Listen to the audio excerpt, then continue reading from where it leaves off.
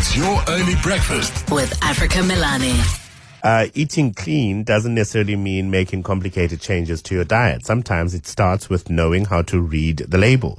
We unpack what consumers should look for when buying food with Danielle, Oldfield, the Sharks Rugby performance nutritionist and registered dietitian. Danielle, a very good morning and welcome to the show. Yes, good morning. How are you? Good, thank you. How are you? Well, I'm very good, thank you. Up early. It is a habit that we have in South Africa, right? Where I will look at a piece of grocery item that I'm going to add to my basket without actually reading the label or inspecting what is contained in that piece of food item. Yes, I think a lot of people also don't know how to read labels, and then also they'll probably pick up something that sounds amazing or has got some incredible claim on the front as well. What are we supposed to be looking for when reading those labels?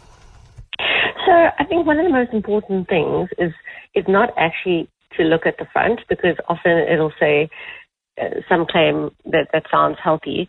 Rather, I always say turn to the back, and the very first thing that you should look at is the ingredients list.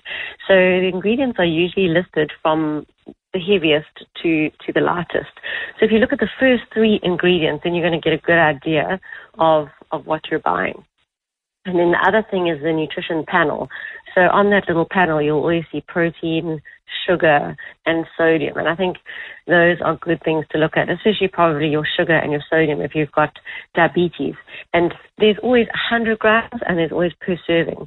So I always tell people to look at per 100 grams because it gives you obviously a very good idea if you're going to compare products. So I would say ignore the marketing on the front, and the truth is usually at the back. And sodium, just to be clear, is the salt content, right? Yes, the salt content. And the objective is to have it as low as possible, I imagine. Yeah, well, I think that's why you've got to look per 100 grams, not per serving, because per serving can be quite misleading. So it could say 120 milligrams of sodium per serving, but maybe the packet is actually 3 servings, so you're going to eat 3 servings, not 1. That's why I think it's quite good rather to compare two products, let's say per 100 grams, or actually look at how much am I going to eat of this packet. Am I going to eat the whole packet, which is actually 3 servings, or am I only going to eat 1 serving? Back to the front, which we are supposed to ignore, sometimes you'll get natural or low fat, and that's a marketing gimmick. And as you suggest, go to the back and read what the fat content is per 100 grams, because you'll then know whether it's low or not. Yes, so I think low fat doesn't necessarily mean healthier, because often if you remove the fat, then they've got to add sugar or they've got to add these strange starches to try and make it taste nice. And I think the same probably works for things like organic or no added sugar. I mean, no added sugar is a good one. It doesn't mean it's sugar-free, because almost all fruit juice says no added sugar. But when you actually look at the label, there's 30 grams of sugar, which is 6 teaspoons in 1 glass.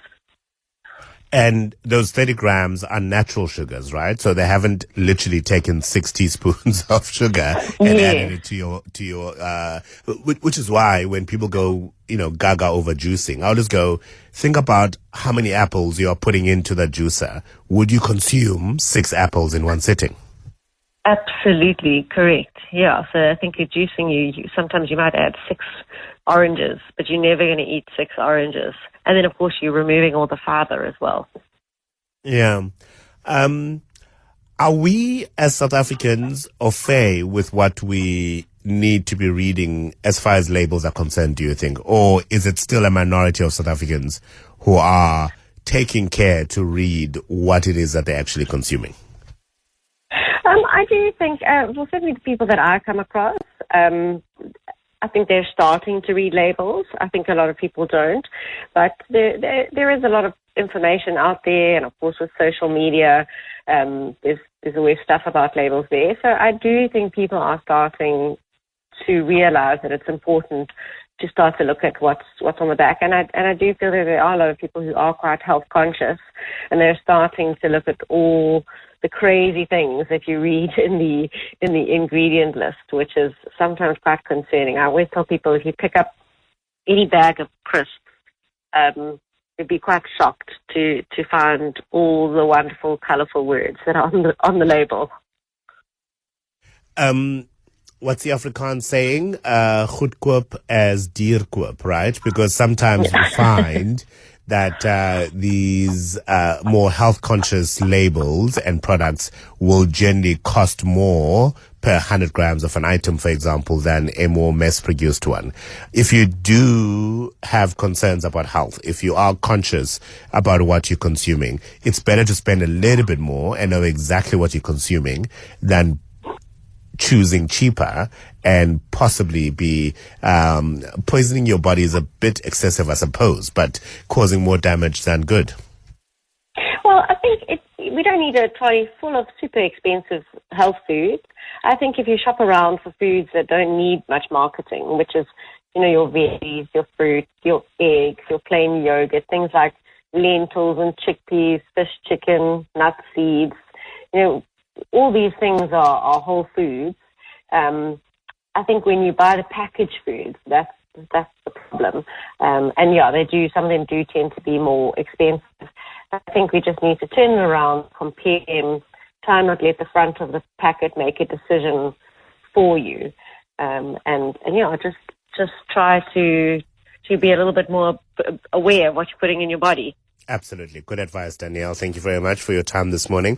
Danielle Oldfield Venter is the Sharks Rugby performance nutritionist and registered dietitian, talking to us about how to make healthier choices when doing your grocery shopping. Key, don't read the front. Go to the back. Study that list of ingredients that are in that can or that packet of food that you are consuming.